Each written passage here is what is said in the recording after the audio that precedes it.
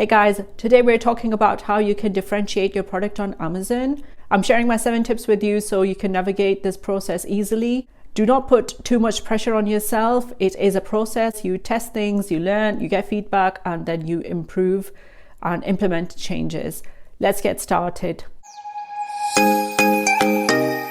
Last week's video was about product research and finding new ideas for Amazon FBA in 2021.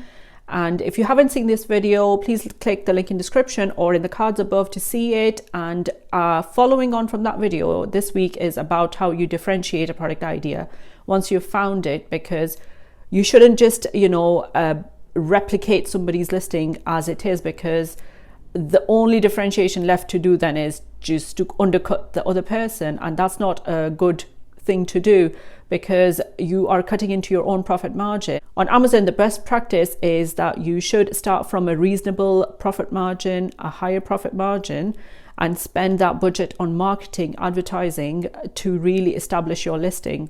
And then when you want to do seasonal offers, you're able to offer those discounts still, at a reasonable profit margin. You should really work that into your pricing. So with this context, you have a product idea you have found through product research. Now, what to do with it? How do you differentiate a product? How do you make it different from 10 other competitors who are competing for the same business, for the same keyword? How do you differentiate? I have 7 tips that I can share with you today based on my experience, and hopefully they will help you differentiate your product idea too. Make sure you guys check out my Patreon page. It's a membership site where you can work with me one-on-one.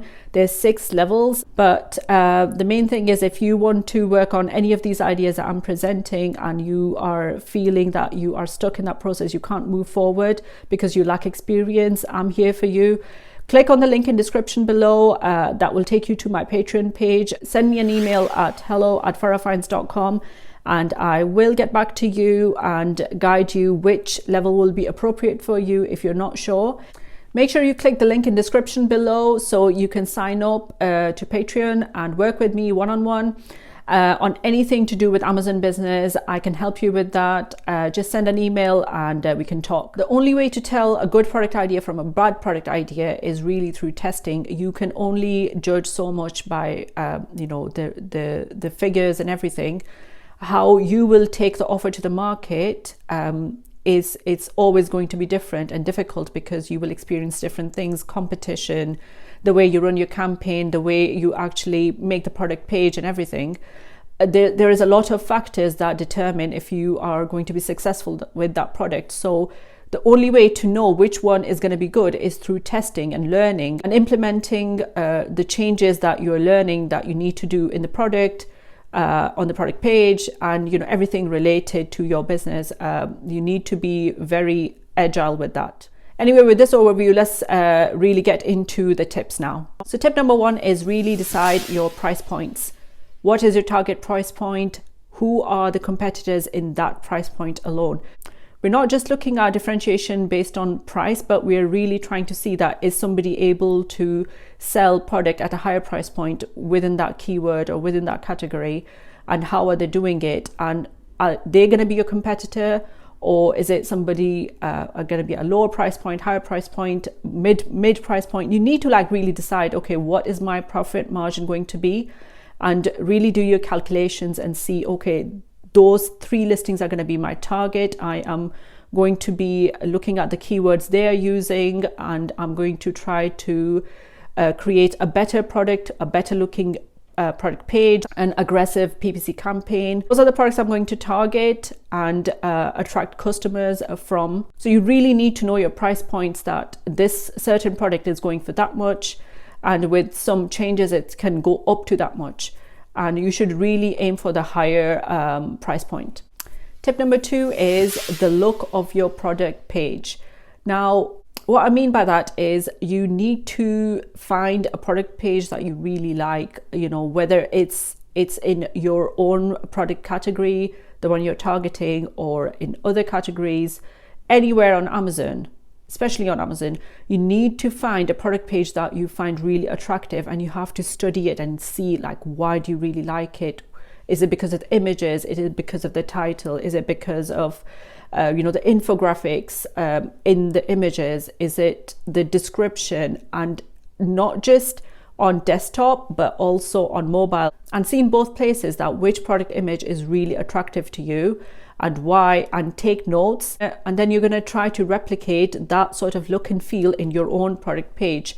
And that can be a major differentiation point, because not a lot of people stress this, but most of the differentiation, even on Amazon or off Amazon, is done on product pages on Amazon or on a product's website or a brand website, where when a customer lands through Google search or Amazon search, when they feel that first image of the product and they like it, they click on it, it's very powerful, and that's what takes the customer into your product page. So it's really important to pay attention to that, and take notes that what is so attractive about a certain product page that you like. Your product page on Amazon is really your shop front, so treat it the same way. Think about would a customer walk into that shop front if they saw that window display? So treat it the same way. What is your main image looking like on mobile and desktop? Do comparison and see, does it resize the same way? The brand content inside the product page, does it resize in a way that's still attractive on both devices? Pay attention to these things. What tip are we on? Is it tip number 3? So tip number 3 is spend on logo design. Now, I don't mean that you go crazy and you stall your progress and you are just obsessing over you're trying to create something as cool as a Nike swoosh. It's just to give you an idea that, creating a logo is an expression of the brand. Why Valentino's have studs on all of their products, why Nike has swoosh on all of their products, because people like the look and feel of when they wear that product. They like wearing that little swoosh. You want to find ideas for logo design. You want to spend money on it. You want to hire somebody who will help you find those ideas. Think of it in terms of customer experience. If you're doing some sort of DIY or kitchen gadgets, then think about it like you might not want, your logo on the product itself because it might cost extra. But, just really think of it in long terms, that eventually, do you want your logo to be on the product itself? How will you do it? Think of the ways, and that's something that can be an ongoing process, that you're always trying to find ways to do it in a way that, elevates the customer experience and builds your brand. Tip number 4 is spend on packaging design. It covers any swing tags, labels, any stickers that are going to go on your product, any sort of branding, your stamp that's going to go onto your product. Like, think of it in that terms. How can you differentiate? Because if that makes your product look different in the search results, then you're standing out in search results, aren't you? So it's worth spending some hours on this, brainstorming this, thinking of packaging ideas, researching and looking at, product packaging that you really like, and try to study it. Like, why do you like it? And why is it attractive to you? Because there's like whole science behind branding, putting your image and, what sort of expressions people use to do that, or branding agencies use to communicate to the end consumer when they have only a couple of seconds to make an impression.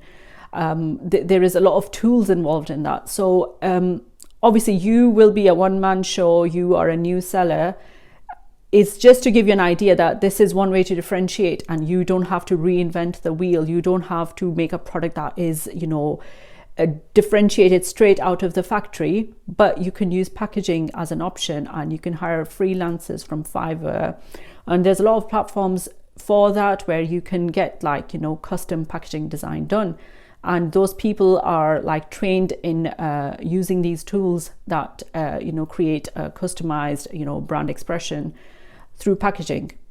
So think about that for long term. As a new seller, you can, always with all my tips, just remember that you have to have sales first before you invest in all these other, bells and whistles. Otherwise, you don't have a business. You just have all these fancy things, but no money to show for it. Tip number 5 is read product reviews, especially your competitor product reviews.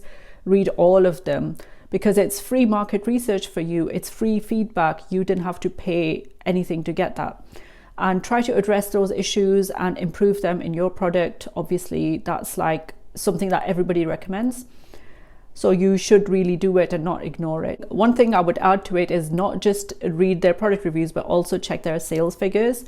That with those bad product reviews, how well are they doing? What is their daily sales figure? What is their revenue for the month? Use Jungle Scout's Chrome extension to check the sales figures on those product pages so you can make an informed decision. You can get 30% off Jungle Scout for the first month using my link in the description below, so make sure you grab that. The next tip for you is always order competitors' product sample. Why? We just don't want to, go in blind, not just to check the quality of the product they are selling, but also see what sort of customer experience they're providing, what happens when you open the Amazon box and that product pops out. What's the inserts like? What sort of information are they gathering? What the product quality is like, packaging, get all the information about your main competitor, because that's what you're going to be up against. So you might as well know. People pay for good experience. You know that. So, focus on customer experience. That is something that most people don't do on Amazon. And you will see that you will get really good reviews just, paying attention to that one thing. And this is what I've learned over the past year with my new brand. We have received so many, really good reviews because we started really paying attention to that. How the customer experiences the product, add thank you notes, add a nice insert telling the brand story, all of that stuff. Like, it improves the customer experience. Some of our products go wrapped in a tissue paper, which has our brand logo printed all over it. So it's improving customer experience. These are all little things that you can do that give customer a brand experience when they order something. Even if it's coming out from an Amazon box, you can overpower it using these tools. So pay attention to that, because most new sellers don't think about these kind of things. You will, because you are watching this video, so you're going to give it a like too, so more people can see this. My 7th and last tip to you is go the extra mile. Do all the obvious thing that everybody on YouTube is suggesting, that bundle your product different ways, adding different sort of accessories and whatnot. Do all those things, but go the extra mile, because creating a brand is the way to survive on Amazon now. It's not what it used to be. You can't just keep throwing product on Amazon and just expect that nobody else finds out about it. Nobody else, creates the same product as you. The product, eventually, they're all going to be sort of the same thing. Product itself is going to be the same thing. Like, I've repeated this a lot in this video, that the experience, your branding, your packaging, they're all tools to create a unique, identity for your brand. And on Amazon, not many people are doing it. They're just not in that mindset, because Amazon is very sales driven platform. Everybody looks at demand, what's selling best, smell what's selling and sell that. We are in that ecosystem. And so when you do something different, you go the extra mile, you create an Instagram page for your product, you create a Pinterest page, a board for your product showing lifestyle uses of that product, and you do those extra things that not many people are doing, then you are building your credibility. It will pay off in the long run when you maybe at one point you want to sell this business. Then these are all assets. So think about it, go the extra mile, do the extra thing that nobody else is doing. These are just a couple of tips from me. You will improve and learn from your experience too, from your customer feedback too. So don't let perfectionism, the quest for perfectionism, stall your progress.